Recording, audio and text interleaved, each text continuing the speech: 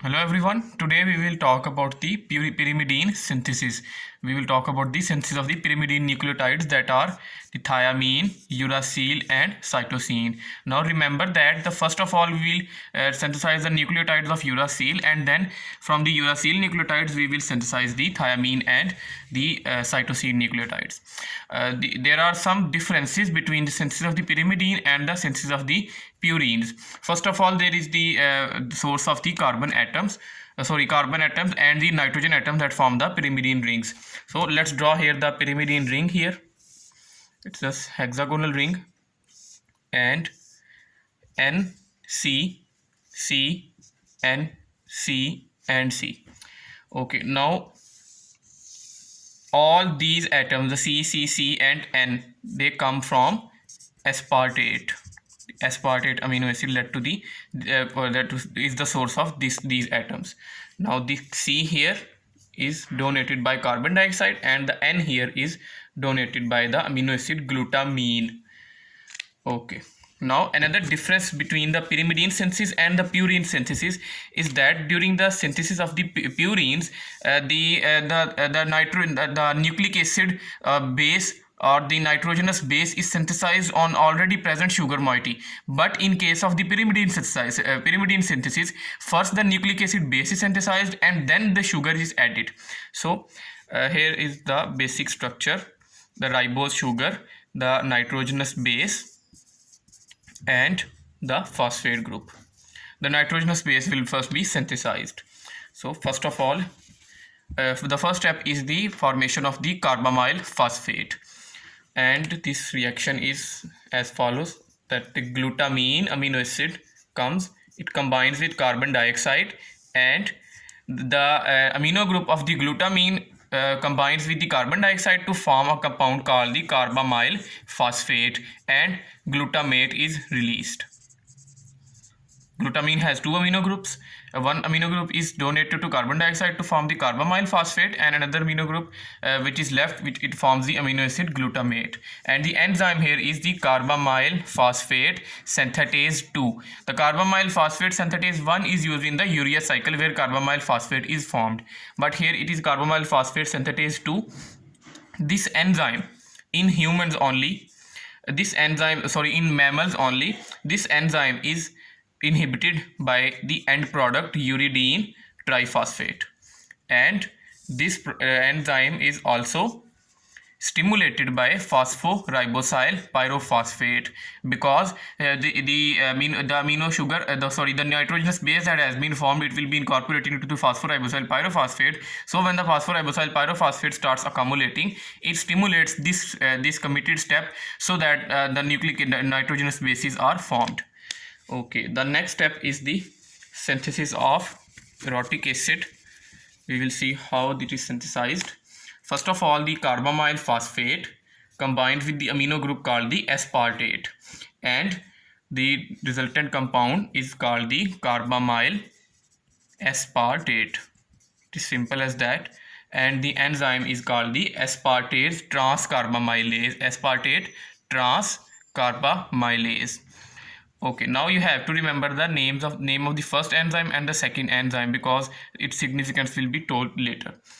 Okay, now this step, only in prokaryotes, this step is inhibited by cytidine triphosphate, which is also an end product of the pyrimidine synthesis pathway. But this inhibition is only in case of the prokaryotes, not in humans. In humans, the reaction is regulated at the first step.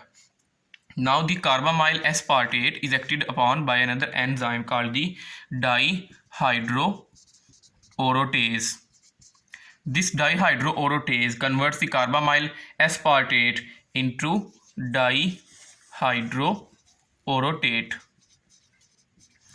and it can also be called the dihydroorotic acid. Okay, now the significance of these enzymes: the first enzyme, that is the carbamyl phosphate synthetase 2, the second enzyme, the aspartate transcarbamylase, and the third enzyme, the dihydroorotase, the CAD. These enzymes are located on a single polypeptide, and these are the catalytic activity of a single protein, so it is also called the CAD protein. Okay, now the dihydroorotate that has been formed, it will be acted upon by another enzyme, by a dihydroorotate dehydrogenase, and it will be converted into a product called orotic acid. Now the orotic acid has been formed, and here there is a peculiarity that the because there is the dehydrogenation going on, so here the acceptor of the hydrogen group, unlike all other dehydrogenation reactions, the acceptor of the hydrogen group is the flavin mononucleotide. Unlike flavyl adenine dinucleotide or nicotinamide adenine dinucleotide, here it is the FMN that is the acceptor of the hydrogen group. FMN will come and receive the hydrogen atoms, and it will be converted into FMNH2. Okay, now we are done with the formation of the orotic acid. The synthesis of the uridine diphosphate, uridine monophosphate will proceed from the orotic acid onwards. So first of all, we need to form the we need to add the sugar moiety. Now the as in purine synthesis, the sugar moiety will be donated by phosphoribosyl pyrophosphate, and the phosphoribosyl pyrophosphate will be synthesized from ribose 5-phosphate, which is obtained from the HMP shunt pathway. Okay, now the orotic acid. The details of these steps are encountered in the purine synthesis video. Okay, now orotic acid.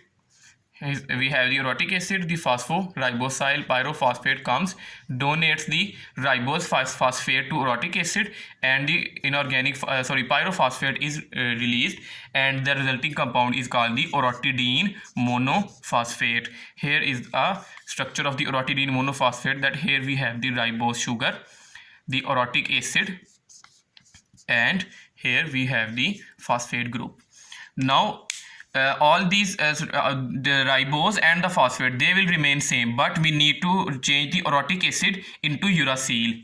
So first of all, we need to remove a carbon dioxide from OMP or orotidine monophosphate, and in this way the orotic acid moiety is changed into uracil, and the resulting compound is called the uridine monophosphate.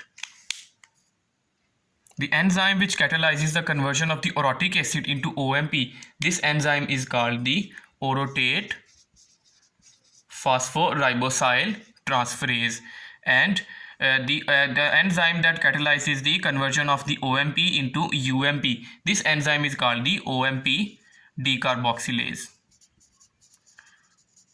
The significance of these enzymes will be encountered when we study the orotic aciduria.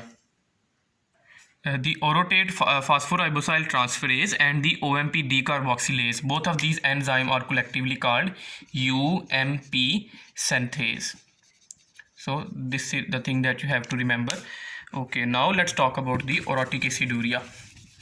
The orotic aciduria is an inborn error of metabolism which is caused by the deficiency of the enzyme called the UMP. The UMP synthase. When the UMP synthase, as I told you, it is formed by the orotate phosphoribosyl transferase and the OMP decarboxylase enzymes. So when the UMP synthase is deficient, when it is not working, or when it is not significantly working, the orotic acid that has been formed, it will not be metabolized into the formation of the UMP. So orotic acid, here we have the orotic acid, it will not be converted into UMP, so because the enzyme is deficient. So the orotic acid concentration will start going up in the body fluids, and the orotic acid will be ultimately released into excreted into urine, and the resulting condition is called the orotic aciduria. Okay, now the second thing that is encountered in case of the orotic aciduria is that because the pyrimidine nucleotides, significantly the thymidine triphosphate, it is involved in the formation of the DNA, of course. So when the DNA is not being formed, the cells cannot divide, and the deficiency of specifically the thymidine triphosphate, which is in turn formed from the uridine monophosphate, the thymidine triphosphate, when it is not being formed, the red blood cells cannot divide properly, and the resulting condition is called the megaloblastic anemia. This is the same megaloblastic anemia that is encountered also in the vitamin B12 deficiency or the folic acid deficiency, and the name suggests, as the name suggests, that the red blood cells will have a large nucleus and they will be large in size. Okay, now the third thing is that when the pyrimidine nucleotides are not being formed, there is the poor growth, because the cells cannot divide properly. And what will be the you can say management of this disease or treatment? The treatment can be that the uridine must be supplied in diet. So the diet supplement in uridine is recommended, because this uridine is then salvaged, and it is salvaged and it will form the UMP, and from the UMP the reaction can proceed forward up to the formation of the TTP and CTP. In the next part, we will talk about the topics that are left, that is the conversion of the UMP into UDP and other nucleotides, and then we will talk about the pyrimidine degradation and salvage pathway. Thank you.